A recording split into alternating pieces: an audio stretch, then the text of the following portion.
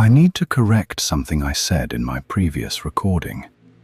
I told you they sealed the borehole. I told you I watched from the helicopter as they welded a massive steel cap over the shaft, secured with 12 bolts, and that was the end of it. I lied. Not deliberately. I believed it at the time.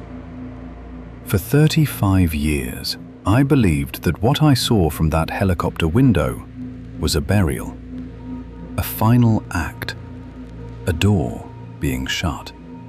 3 weeks ago, I learned that door was never shut, not for a single day. But first, the doorbell. It rang at 11:40 on a Tuesday night. The kind of November rain that Seattle specializes in. Not a downpour, but a fine, insistent mist that seeps through every layer of clothing and settles into your bones like a low-grade fever. I hadn't been sleeping. The knocking beneath my floor had been constant for 18 days, and my body had entered a state beyond exhaustion. A grey, hollow alertness, where everything feels slightly unreal, as though the world has been covered in a thin layer of wax. I shuffled to the door in my bathrobe and slippers, checked the peephole. The porch light illuminated a figure I hadn't seen in 35 years, but recognized instantly. The way you recognize a melody from your childhood, not by analyzing the notes, but by the feeling it triggers in your chest. Viktor Sokolov, drilling foreman of SG3. The man who could feel granite fracturing through 3 kilometers of steel cable, the way a surgeon feels a heartbeat through a stethoscope. He stood on my porch with rain running down his face and a canvas duffel bag slung over one shoulder, looking like a man who had been walking for a very long time. I opened the door. The cold air hit me like a slap. Alex, I found your address through the alumni registry at the Institute. Don't ask how I got into the country. I let him in, handed him a towel, put the kettle on. My hands moved through the rituals of hospitality on autopilot, while my mind raced through 35 years of silence, trying to understand why a man I had mourned as probably dead was now dripping on my kitchen floor. He sat at my table and wrapped both hands around the mug of tea I placed in front of him. His fingers were thick, calloused, nails cracked. The hands of a man who had never stopped working with them. But they trembled, constantly, finely, like a tuning fork struck and never dampened. He could hear it.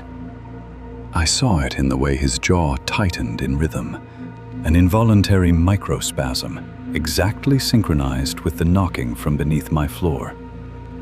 His body had become a metronome, calibrated to the same interval my body had been calibrated to for 18 days. 1.4 seconds.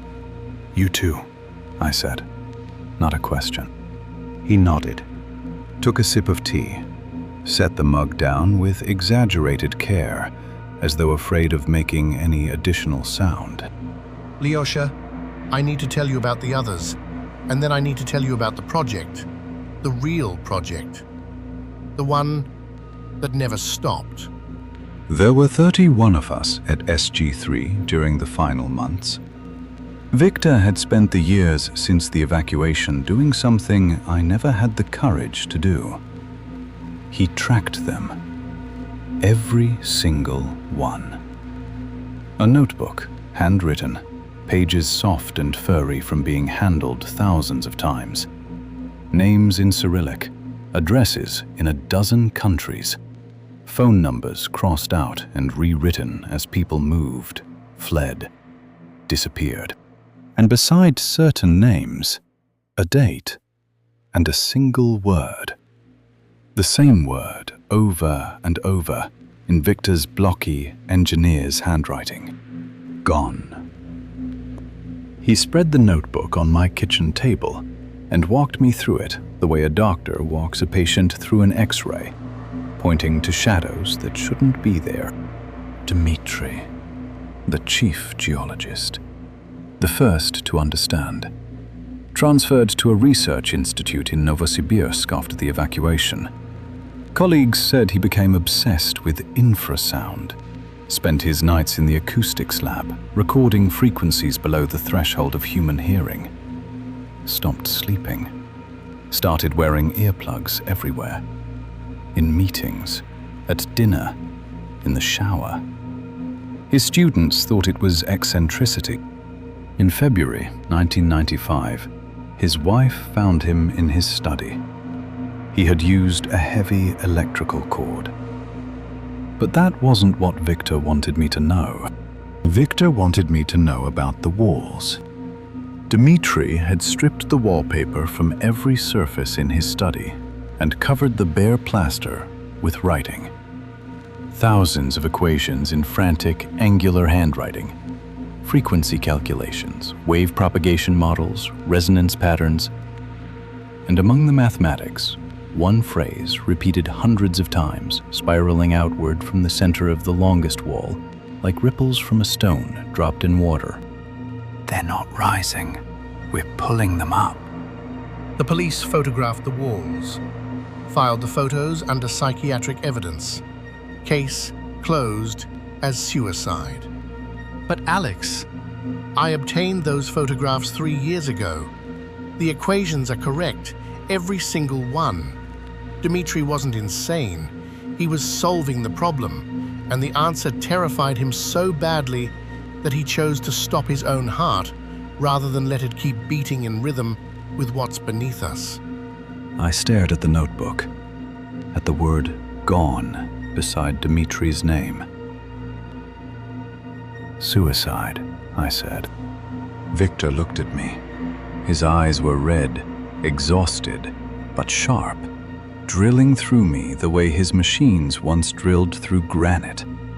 That's what they wanted us to believe. Igor, our drilling fluid engineer, the quiet man who mixed the chemical cocktails that kept the borehole from collapsing under its own geological pressure. He emigrated to Germany in 1993, changed his name, worked at a chemical plant in Essen, lived alone, didn't drink, didn't smoke, attended church every Sunday.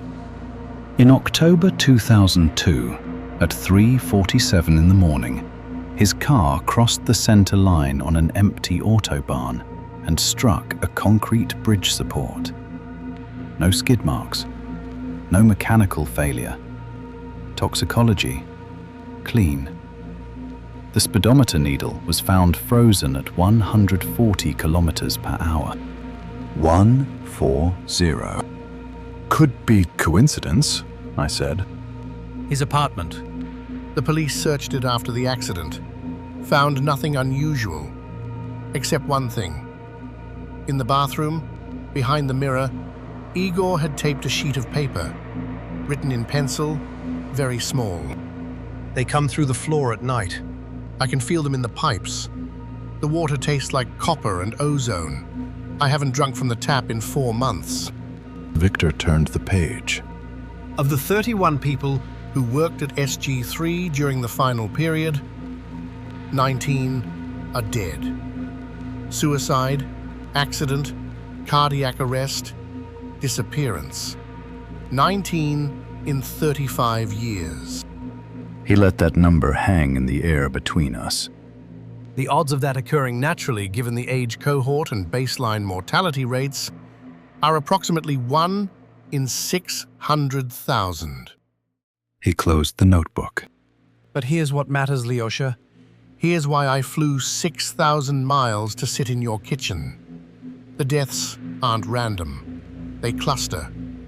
3 in 1995, 2 in 1998, 4 in 2003, 2 in 2011, 3 in 2019, 5 in the last 18 months. He tapped the table. Once, twice, 3 times.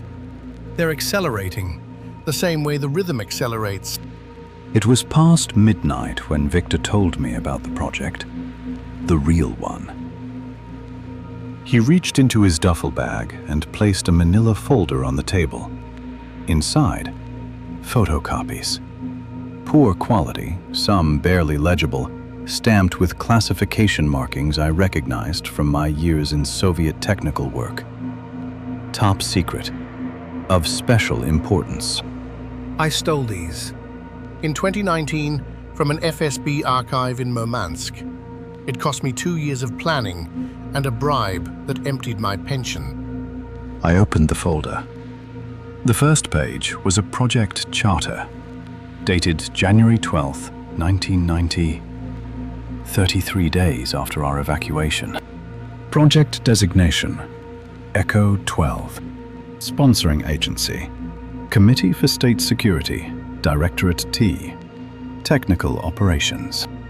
Objective, exploitation of anomalous acoustic phenomena discovered at Site SG3 for development of remote psychoactive influence capabilities. I read the sentence 3 times. Each time the words rearranged themselves in my mind, clicking together like the tumblers of a lock. They never sealed the borehole. The evacuation, the steel cap, the 12 bolts. It was theater. A performance for the 31 witnesses who needed to believe the project was over. Within a month of our departure, a new team arrived. Smaller, specialists. No names in the documents, only numerical designations. They reopened the shaft, lowered new equipment, and for 35 years, through the collapse of the Soviet Union, through the chaos of the 90s, through 3 changes of government, they kept it open. They fed it. Fed it what? I asked, though some part of me already knew. Victor stared at the folder on the table, as though it might catch fire. Sound, specifically recordings of us, the original team. Our voices, our conversations, our breathing patterns, everything the probes captured during the final months was preserved. And they played it back, down the shaft, into the depth, over and over. He looked up at me. They were teaching it, Lyosha. Training it, showing it what human consciousness sounds like, giving it a template. My mouth was dry. The tea had gone cold. The knocking beneath us continued. Patient, precise, indifferent to the conversation happening above it. And the deaths, I said slowly. Our people, the 19. Victor nodded. Some of them, Dmitri, Igor, they started hearing the signal again on their own, spontaneously, as though whatever was planted in our auditory cortex during those months at SG3 had begun to germinate. Echo 12 was monitoring all of us. When someone became unstable, when someone started writing equations on walls or refusing to drink tap water. He drew a finger across his throat. They cleaned up. Made it look natural. An engineer going mad from PTSD and hanging himself. Tragic but plausible. A lonely immigrant driving into a wall. Sad but unremarkable. No one asks questions about broken people dying broken deaths. I felt the floor tilt beneath me. Not physically, perceptually. As though the kitchen, the table, Victor, the cold tea, all of it was a set built on a platform that had just begun to rotate very slowly. And I was the only one who noticed. But something changed. 18 months ago, the acceleration began. 5 deaths in 5 months. And then, the signal in my apartment in Murmansk, in your basement in Seattle, in basements and cellars and foundations across 3 continents. He leaned forward. His hands were no longer trembling. They were perfectly still. Echo 12 lost control, Lyosha. Whatever they spent 35 years cultivating It outgrew them. It learned everything they taught it about human minds, human voices, human patterns of thought. And then it stopped being a research subject and started being something else. What? An escape artist. Victor went to use the bathroom at 2:15 in the morning. I sat at the kitchen table, staring at the ECHO-12 documents, my mind churning through implications the way his drill once churned through stone. The knocking had stopped. The silence was sudden and total. Not the absence of sound, but the presence of its opposite. A pressurized, weighted silence, like being inside a sealed chamber. Even the refrigerator seemed to have stopped humming. Even the rain outside had paused. I listened to nothing for 30 seconds, then called out, "Victor?" No answer. "Victor?" I walked to the bathroom. The door was open. The light was on. The window above the toilet, small, narrow, painted shut for a decade, was closed. Victor was not in the bathroom. I searched the house. Every room, every closet. The front door was locked from inside, chain engaged. The back door, same. Every window, latched. Viktor Sokolov had not left my house. But Viktor Sokolov was no longer in it. I returned to the kitchen. His duffel bag sat on the floor. His wet coat hung from the chair. His tea mug stood on the table, still half full. The manila folder with ECHO-12 documents, still there. Everything he had brought was here, but he was gone. Then I noticed the basement door. It was open. Not wide, just 2 inches. A thin stripe of darkness between the door and the frame. I had locked that door 18 days ago. I had pushed the armchair against it. The armchair was still in place. But the door was open behind it, as though it had passed through the chair the way a whisper passes through a wall. From that 2-inch gap came Victor's voice. Calm, conversational, as though he were standing at the top of a staircase at a party, calling to someone on the floor below. It's not what they told us, Lyosha. It's not a weapon. It's not a threat. It's just been alone for a very long time, and it wants to be heard. Come down. I backed away. 1 step, 2, 3. The voice faded. The silence returned. Then, the knocking resumed. Faster, much faster. The interval had shortened to less than a second. I grabbed Victor's coat, his duffel bag, the ECHO-12 folder. I went to the front door, unlocked it, stepped outside into the Seattle rain. In my car, engine on, drive-in. Behind me, from inside the house, growing fainter with distance, but never quite disappearing, the rhythm. And inside my chest, behind my sternum, a vibration that matched it, beat for beat. I'm recording this at a gas station on Highway 2 east of Everett. It's 4 a.m. The rain has stopped. The Cascades are a black wall against a slightly less black sky. In Victor's duffel bag, I found his notebook, the ECHO-12 documents, a change of clothes, and one item that doesn't belong with the rest. A padded envelope, unsealed. Inside, a USB drive and a handwritten note on yellow paper. The note reads, "Station SG3 is active. The cap was removed in January 1990. They never sealed it. They were never going to. The S." I plugged the USB drive into my laptop. One file, an audio recording, 47 seconds long. The first 3 seconds are silence. Then, voices. Many voices, layered, overlapping, speaking simultaneously. Russian, but distorted, as though recorded through 12 kilometers of granite and 35 years of time. I recognized them. Every one.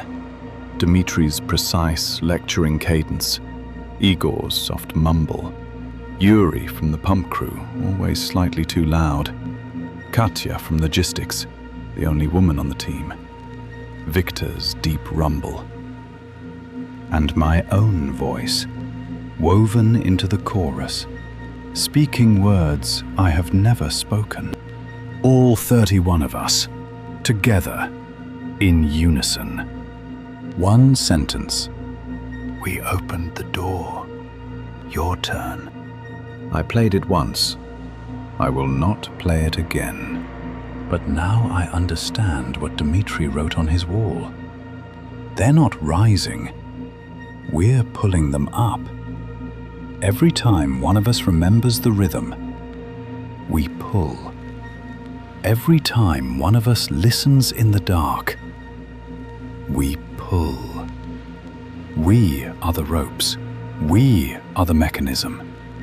We opened the borehole, and then we spent 35 years being the hands that kept it open. And now whatever was at the bottom has climbed all the way up. I need to go back. I understand that now. Not to Seattle. There's nothing left for me there. Whatever took Victor is in my house, in my basement, growing in the space between the concrete and the soil, like a root system that's finally broken through. I need to go back to the Kola Peninsula, to SG3, to the place where this started, to see what Echo 12 grew from the seed we planted 12 kilometers deep. I'm afraid, not of dying, of what I might find alive. If you're listening to this, there's something you need to know. In part 1, I told you about the rhythm, 1.4 seconds. I described it. I made you hear it in your mind. And for that, I'm sorry. Because Dmitri was right. The signal doesn't need a borehole. It doesn't need copper wire or magnetic tape.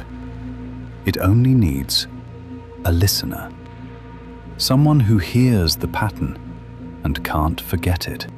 Tonight, when you lie in bed, listen to your house. The gaps between sounds.